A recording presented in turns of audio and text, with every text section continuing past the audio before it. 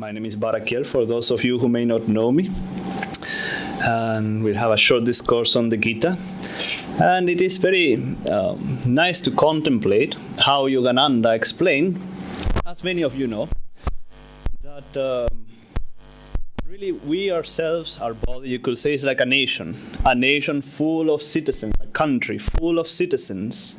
Some citizens are good, some citizens are bad, they are all different people.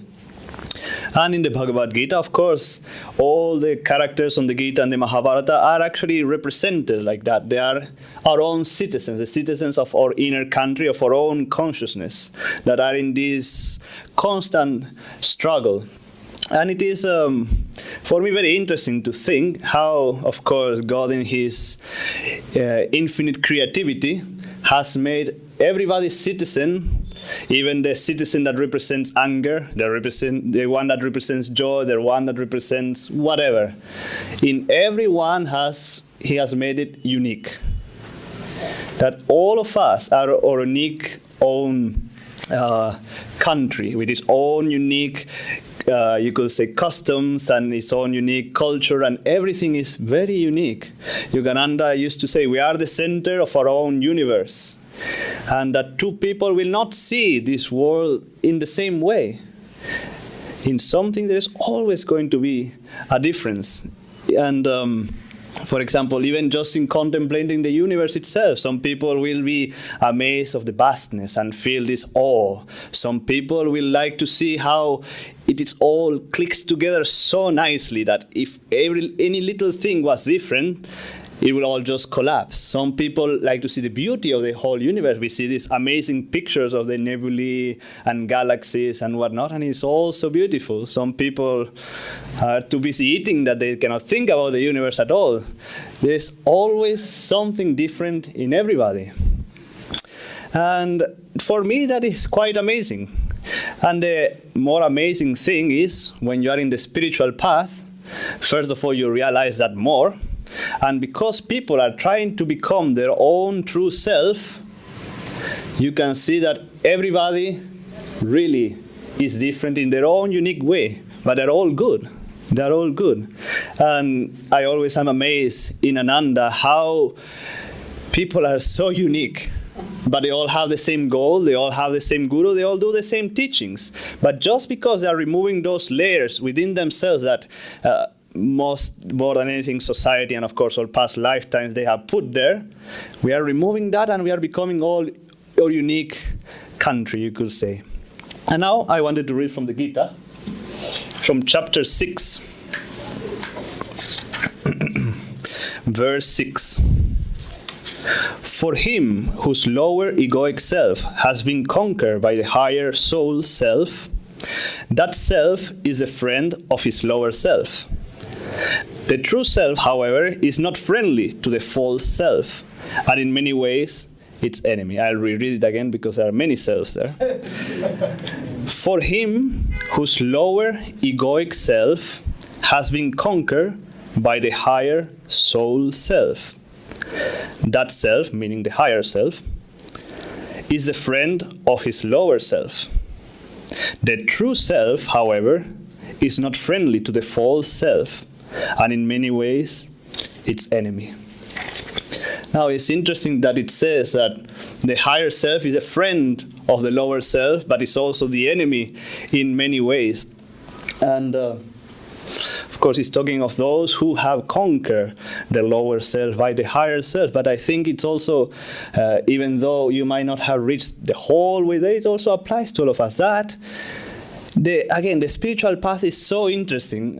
A friend of mine once asked Swami Kriyananda, or she commented to Swami Kriyananda perhaps, it's so difficult to conquer the mind, to calm the mind. And Swamiji said, yes, and I paraphrase, you need to use the mind to calm the mind. And we understand that in the spiritual path, we had to use the ego to overcome the ego. Now, we always talk, we had to get rid of the ego, it's our enemy. But then, since we have it, we have to use it. We had to purify it. We have to let the higher self take charge of the lower self. But we have to use it because the ego is really what acts upon our body. It is with that sense of somewhat body awareness that we have to do things in this world. But when we let the higher self flow to the lower self, they are like friends because they help one another. However, the lower self, it says like the true self is not friendly towards the lower self, and many times it's enemy. And what does this mean? Well, I think we all know what it means, because the true self is really not interested in what the little self is interested in. All our desires, all our attachments. That Swami Kriyananda will go so far as to say that almost anything that is pleasing to the lower self is bad for the higher self. Now, that's a big statement. How many desires, little attachments we all have. And again, what it amazed me of the spiritual path is to see that for me, maybe in some of you, you have something that for me is so silly. But for you is this huge problem, and vice versa. Some of the things that for me are so huge, for other people, like, that's so silly. Why are you so worried about that? Why are you even bothering with that? They cannot even relate to it. And how it is that then, unfortunately, we start judging. We start judging ourselves, we start judging other people.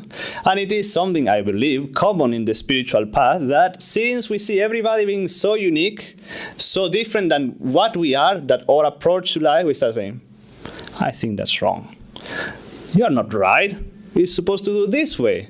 And then, of course, Master contradicted himself so many times, or the great masters, they don't contradict themselves for real, but they say things that seem opposite many times. And one person will emphasize it. No, we have to meditate all the time. What are you doing? No, we have to serve. No, we have to just love God and do nothing. They are all kind of valid, but and then this judgment starts happening, that we are not able to relate to other people's realities. And the way of overcoming the ego is to expand the ego. Or the surest way is to expand the ego, to embrace other realities and to be able to relate to them and to be able to shine light on them. That, again, I know I'm saying this very much, but again, it is very interesting to see how in everybody there is something good. And I was mentioning this the other day, Friday, at Promilaji's satsang, that for some reason I'm a good guy. I'm always been a good guy, and I believe that most of the time I'm still a good guy. But for some reason in high school, all the bad guys liked me, and I was with the bad guys. I don't know why. It's not that I did the bad things that they did, but always they would like to have me around for some reason. Anyway, but it was very interesting that I would see that, especially when they were alone with me, or I'm assuming along with anybody, you could see that even the worst in the school, they had something good. Most of them have tremendous loyalty. They had some kind of devotion towards something that you would not even think about. When they were with other people, however, usually they let that influence them, and they may be even bad against you. But seeing that for me was something really beautiful, because then, even then I could, it's not that I didn't judge, I don't know if I was at that level, of course, but I could at least, if they did something wrong, forgive them, because I knew that there was something higher in all of them. And all of us, especially, of course, in the spiritual path, it's much easier to see the good in people. But we should never identify people for what they do. We should always try to elevate them. And it's interesting how Master, he will say that he will go through everybody's minds all the time. All the disciples, he will go through all their minds. I said, the sum total of all their thoughts or actions or whatever, I'm pleased with that. The good I just put aside. The bad I just put aside. I focus on the good, and I work with that. And so we have to imitate that. It's not that we have to be foolish and and ignore that. Yes, if somebody is very greedy, you are not going to put him perhaps in something that has to do with money, or somebody has a lot of lust for power, they are not going to put them perhaps in some leadership position. You have to be aware of those things, but mainly it is how we react to these things. How, when seeing somebody doing something, we react to it. Oh no, that's wrong. Why is he doing that? I will never do that. And the funny thing is, when you say I will never do that, many times, just by seeing it so much, you start developing in yourself. Yes. Probably you have it already, but you just start accentuating it so much that it comes out in you, even though you thought it was something unthinkable. And I can talk by experience on this, that when I saw people doing something wrong, I would focus so much on it and say, but no, but Master said this, and you should not be doing that. Then I started developing in myself. And what a miserable way of living is that we should never do that. And it is also a little bit of a warning for all of you not to fall on that. There is a very nice story of Swami Kriyananda that many of you may not know. When he was a young monk, he was in India, and I can't remember the town or the city he was going to, but he was going to give a lecture to some high school or college students, either or. And he was late, 20 minutes or so. He said he misjudged the distance. And he was reaching the school, and the principal was waiting for him, and he was all scared and, very nervous. And Swami to say that the principal came, he greeted him, and immediately he was trying to dissuade Swamiji from giving the talk. And he could hear from the top of the hill all the students, they were like shouting, and they were all restless. And the principal said, it's not so much that you are late, because in India, let's face it, it happens all the time. But it is more that it seems that it was at the time that China had just invaded India through Tibet, I believe it was. And he said the students had just finished signing a treaty or something in blood. Oh my God. And they were all, excited, and they were all like reckless. But Swamiji said, well, I promise I will be there, so I should honor my promise, even if it's for a little bit. And the man said, well, I don't think they'll honor you, but it would have been so easy of Swamiji to say, like, oh my God, these crazy people, what are they doing? Blood. And but no, he didn't. He just went for it. But he was also not a fool. He knew what was going on. So after the principal introduced Swami Kriyananda, what did he start with? He had to talk about yoga. Now he started talking about yoga. Yoga is all about peace. You have to be at peace with yourself and forgive all of those who even invade your country or whatever. That would have not gone at all. So he started by where they were. He said, it was wrong of China to invade India. And everybody was like, whoa, nobody expected that. And he started on those lines and saying, now, what had China to offer? China is showing that they prefer to impose themselves on others. They have this communist regime that is bad, and that's what they are showing to the world. Now, what does have India to show to the world, to give to the world?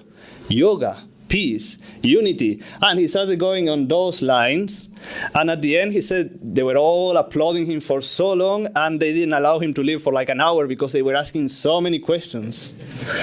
But just by relating to those people where they were, he could shine that light in their higher self and bring them probably to some degree of somewhat higher than what they were, much higher probably, and maybe perhaps awakening a few of them that yes, actually, we should be at peace in ourselves, and in that way we can express it. But then, of course, he was not foolish. He said the Gita itself said that you have to defend yourself.